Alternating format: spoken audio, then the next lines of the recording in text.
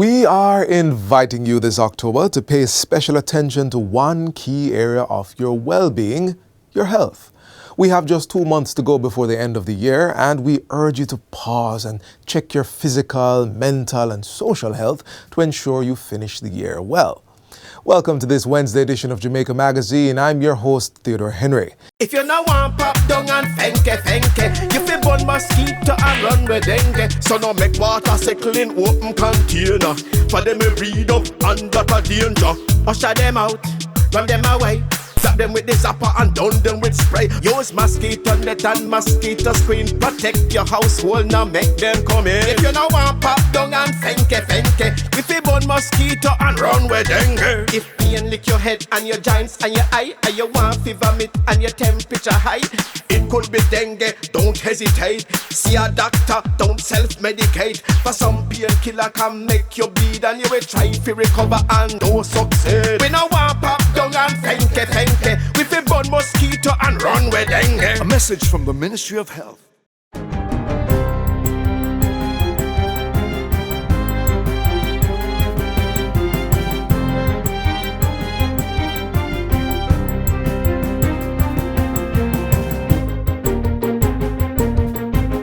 Good day, I am Adrian Atkinson and this is your JIS News for Wednesday, October 4, 2023.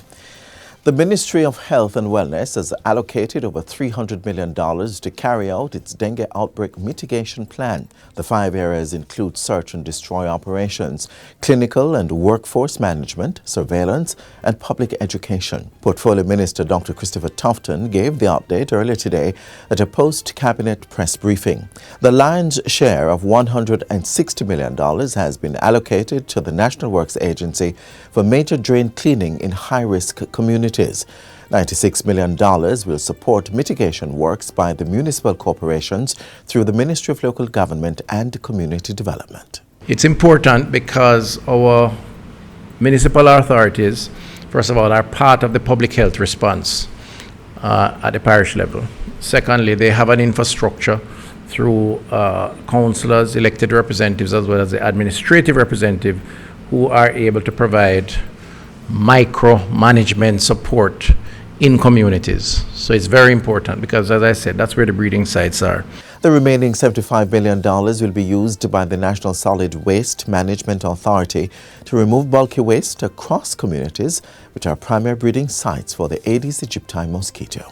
They have been mobilized in addition to what they do normally to provide that. So when you combine the municipal authorities, the National Works Agency, National Solid Waste, plus what Ministry of Health will do with its team in the field, what you get, and the public education, what you get is a overarching, holistic approach. Meanwhile, the number of presumed suspected and confirmed dengue cases has increased to 1,117, passing the epidemic threshold for July, August, and September. Minister of Health and Wellness Dr. Christopher Tufton gave the update during yesterday's sitting of Parliament, saying that the data was as of September 29.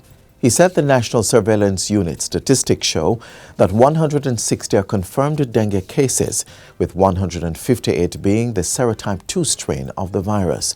There was also one serotype 3 and one serotype 4 strain of the dengue virus. The 15 to 14-year-old age cohort continues to be the most affected.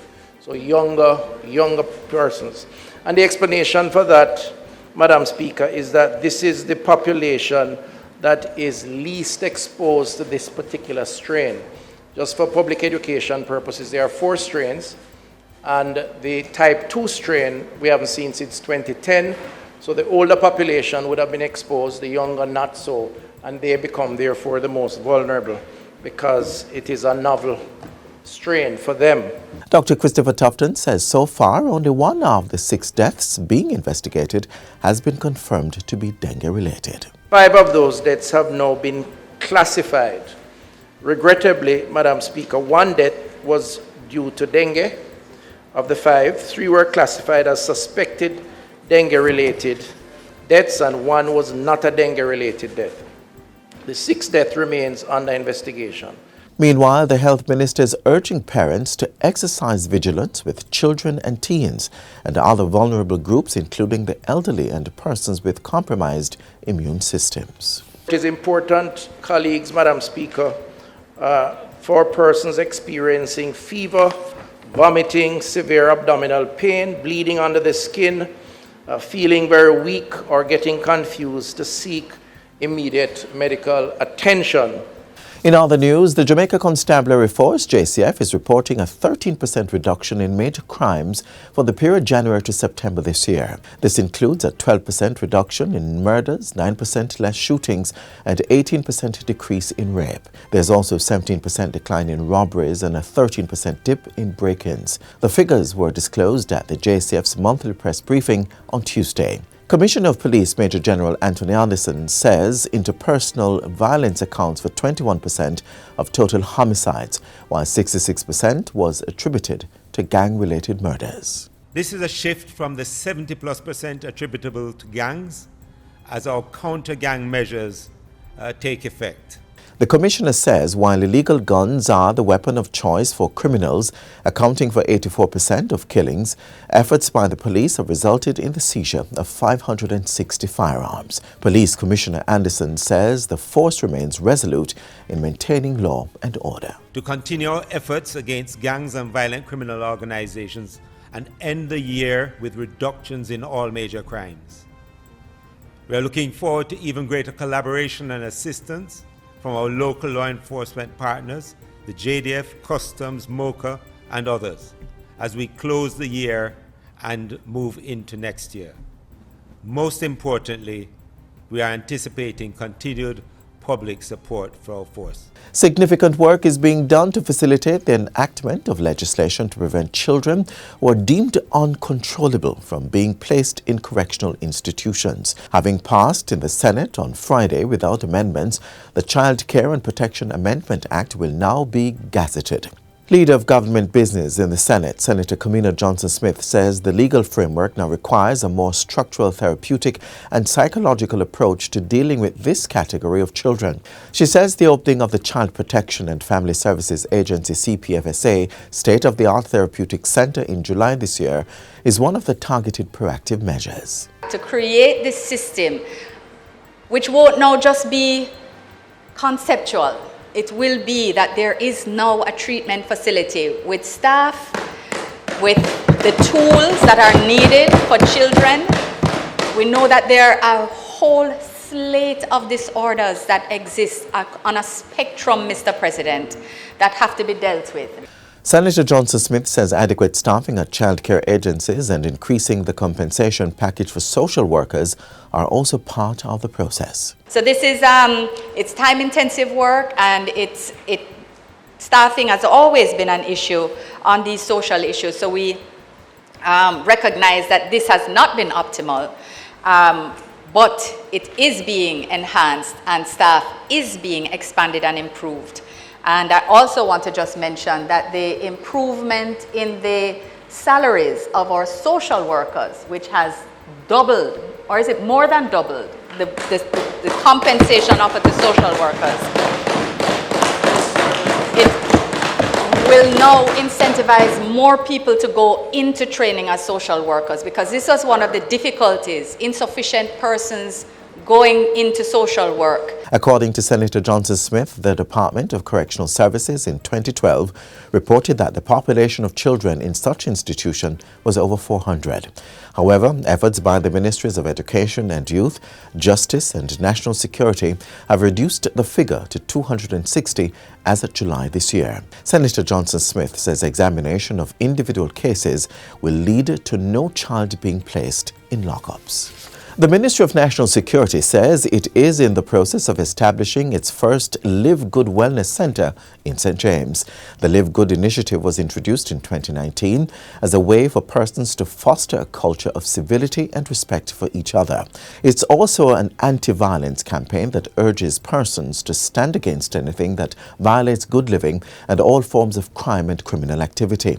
National Security Minister Dr. Horace Chang says the building to house the Live Good Wellness Centre is being rehabilitated in partnership with the private sector.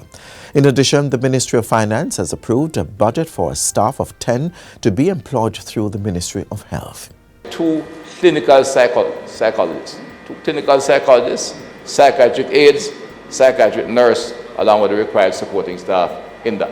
And the first of a model of centers that will be designed to provide professional counseling at all levels, including our young people in schools and community clubs across the island. Minister Chang was addressing the House of Representatives recently. He says the Live Good Wellness Centre is part of the new direction of social intervention to provide the appropriate health care and education to at-risk youth. And finally, Prime Minister Andrew Holness has acknowledged the goodwill of 5 students from the B.B. Coke High School in St. Elizabeth for their valiant effort to save the life of their schoolmate. The grade 8 student was beaten to a state of unconsciousness by an 11th grader after stepping on his shoe. A viral video shows the 5 students walking with the injured schoolmate all the way to the hospital for medical attention. The student remains hospitalized. Prime Minister Holness and Minister of Education Favour Williams met with the young men at his office yesterday and presented the citation along with laptops. Mr. Holness commended the boys' action, saying it brings hope. What we saw being displayed is a reaffirmation that the core of our society is still good, and that there are people, young people in our society, without prompting, that will act in the interest of their fellow men.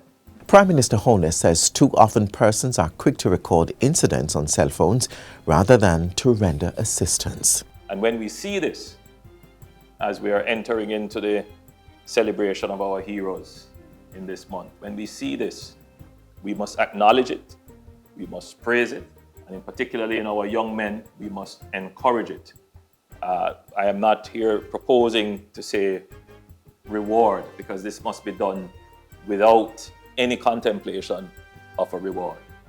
But that it has happened, and that we are grateful that it has happened, that Jaheem is grateful, that Jaheem's survival today could be tied to the actions of these young men, that in acknowledging it, we also give tokens that they can have to recall this moment and to enlist them as ambassadors for good and ambassadors of positive behavior. And that's it for JIS News Today. I'm Adrian Atkinson. Thank you so much for watching.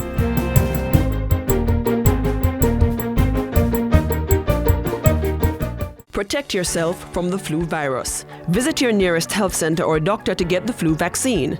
Cover your mouth and nose when coughing and sneezing. Wash your hands regularly with soap and water or by using an alcohol-based hand sanitizer. Avoid the spread of germs by not touching your eyes, mouth, or nose. And be sure to regularly disinfect surfaces and objects that are used often. Remember, your health is your responsibility. Get some lifestyle tips which support good heart health in this next feature.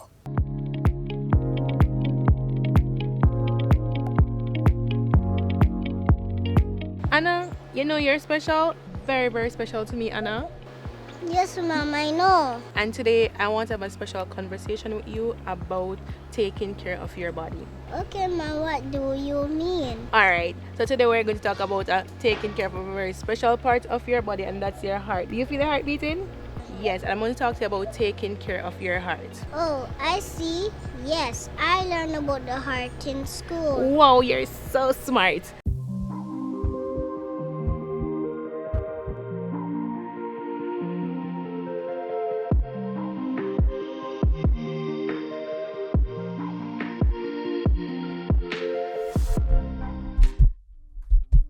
You normally go unaware of it beating 100,000 times per day as you move about.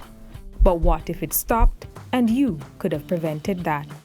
This complex and delicate organ is responsible for pumping the blood supply that carries oxygen and the nutrients needed for your body to function properly. It's time to stop and find out what you need to do to keep your heart beating. Professor Ernest Madu is an internationally recognized nuclear cardiologist, as well as the founder and chairman of the Heart Institute of the Caribbean. He tells us what is normal in heart health. If you're looking for what is a normal heart rate, it's usually, we say it's about 60 to 100 beats per minute. Normal blood pressure, we want to keep it systolic, the top one. It should be around 120, and the bottom one should be less than 70. Those will be what we'll consider normal. If it's high, it's hypertension. If it is low, it's hypotension. So very high blood pressure is not good. Very low blood pressure can also cause problems. A very high heart rate is a problem. Very low heart rate is also a problem. It's only about the size of a fist, but has a huge responsibility as it bears the weight of supporting all the other organs in the body. To practice good heart health, you will first need to understand the risks of having a bad heart.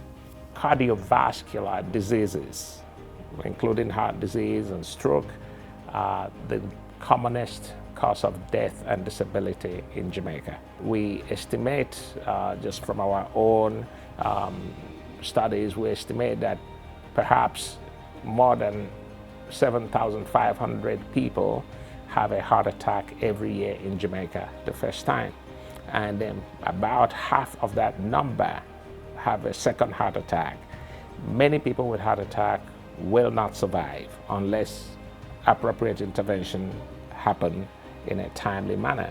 Leading the cause factors for poor heart health is obesity and preconditions such as diabetes and hypertension. The call remains loud for people to take seriously the lifestyle changes that support hearty living. Parents are encouraged to develop this culture in their children. Parents must adequately inform themselves, because you can't train somebody what you don't know. Encourage your children to get out of the house and be active and exercise, and watch your children what they eat and make sure their weight is ideal, and begin early to train the children on the ways and the habits that they need to form early in life, that can help to keep their risk for heart disease at bay. Research in the field of cardiology is growing, providing more information to help us make wise choices for our heart health. One of the major causes of heart failure, especially in Black people, that is recognized now is called cardiac amyloidosis. And it used to be almost universally fatal. But now there are treatment options and there are diagnostic mechanisms for this. We're working with Yale University to launch that project here in Jamaica. So there's been a mountain of advances happening, whether it's cardiac imaging, personalized medicine, genomic treatment strategies, remote patient monitoring. On a personal level, Jamaicans are being urged to get active and do regular medical checkups. We also have to be mindful about the role of exercise and physical activity in protecting ourselves from heart disease and other non-communicable ailments that are associated with sedentary lifestyles or inactivity. The Minister of Health, Dr. Tufton, has been aggressive in pushing Jamaicans to get out and exercise, and I think that is a step in the right direction. Early detection is very important. We need to recognize that the idea that every pain is gas is not helpful.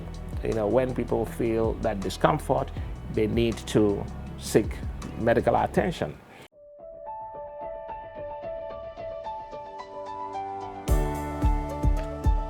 Mom, so what can I do to take care of my heart? So Anna, you have to exercise. So like playing that you always do. And also, Anna, I need you to start eating those veggies, even the ones that you don't like. And I need you to go to bed on time as well. And guess what? Never forget to laugh, all right? Never forget to laugh. And you must not forget these tips, all right, Anna? You must take this throughout your life. Thank you. so much for this talk, Mom. I will never forget it. All right, my sweet Anna.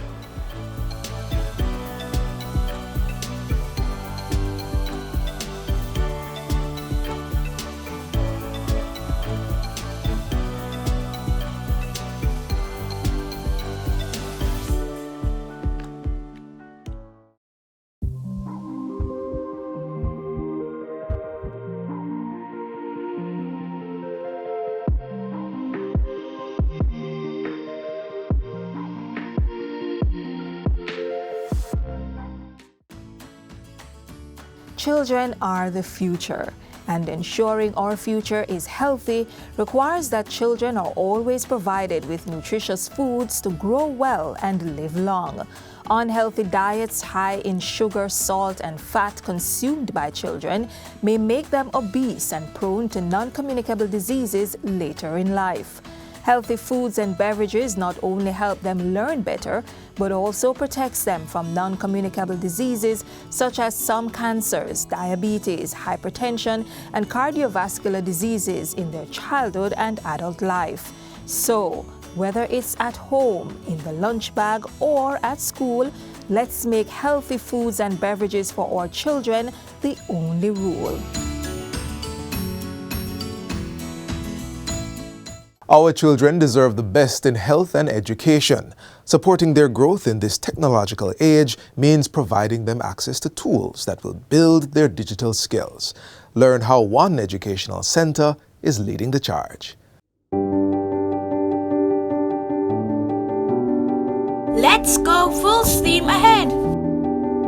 If you have the opportunity to get a STEM education, then you should, regardless of the field or the career choice. So even if you want to be a lawyer, the skills are transferable.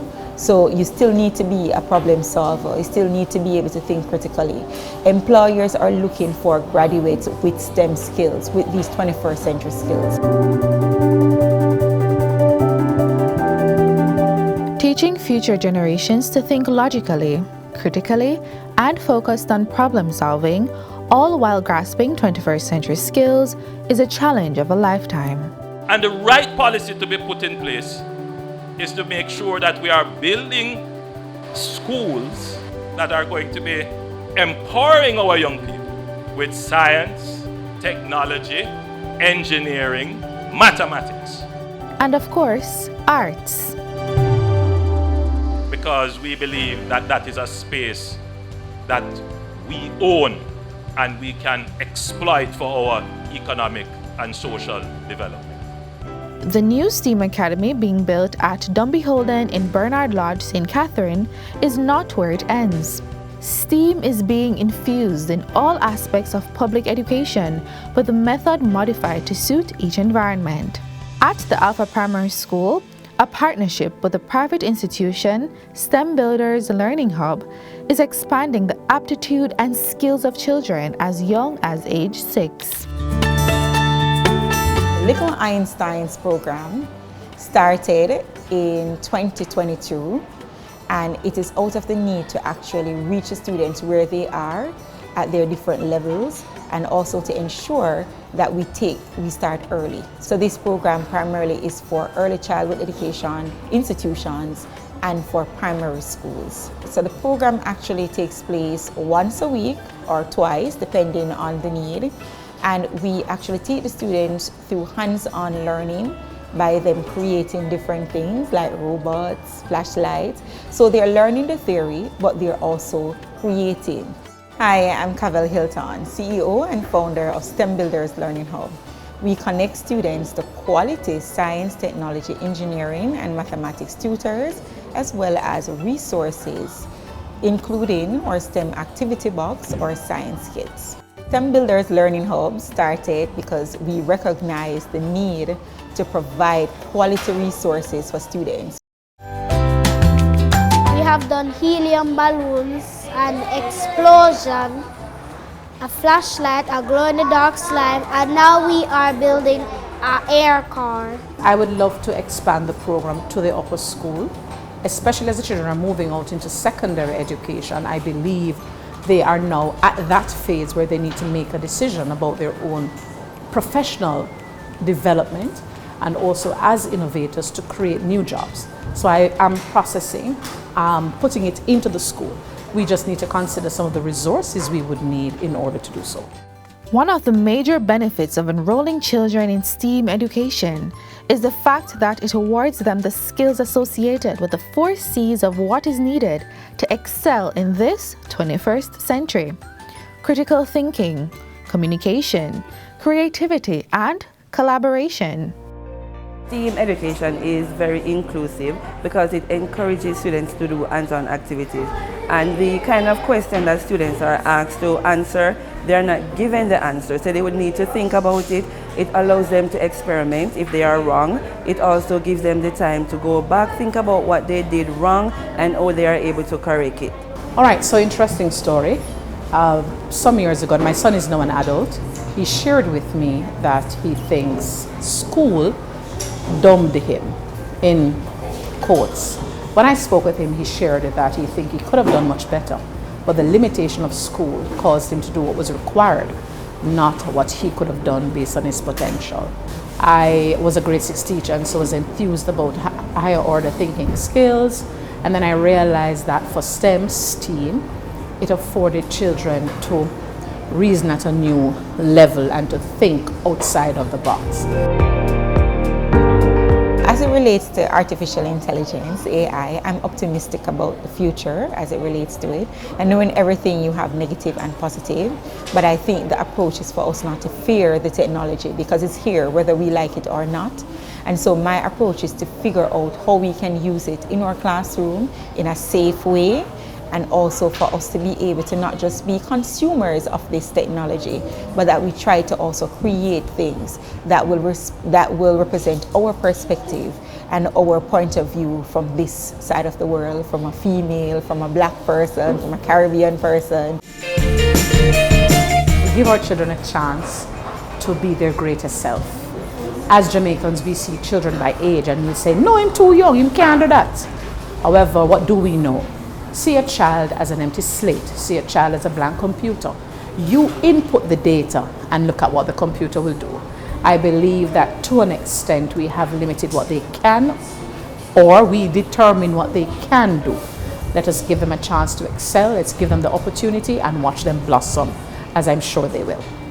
The goal of STEAM education is to foster the true innovation that comes with combining the mind of a scientist or technologist with that of an artist or designer and letting it work together for the greater good. So, how prepared are you in getting your child ready for STEAM education?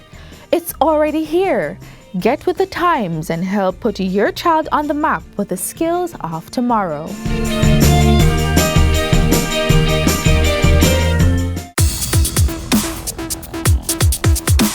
We all play a pivotal role in proactively filling up the blood bank by donating blood, by encouraging those who can donate to do so regularly, and by offering support, whatever that looks like. So be it to retweet it, be it to ask a family member, tell a friend, to tell a friend, a co-worker, a colleague, even a stranger. 1 liter of blood can save 3 lives.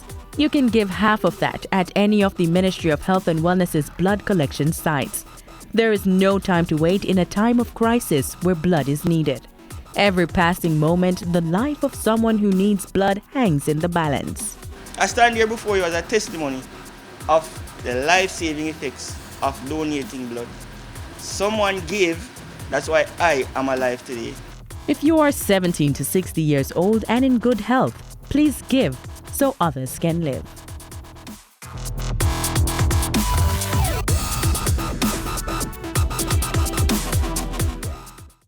Thank you so much for joining us today. We would love to hear from you, so reach out via email at jamaicamagazine@jis.gov.jm. You can also find more content like this on our website at jis.gov.jm. Join us again tomorrow for another informative edition of Jamaica Magazine. On behalf of the entire production team, I'm Theodore Henry. Walk good. This has been a production of the Jamaica Information Service, the voice of Jamaica.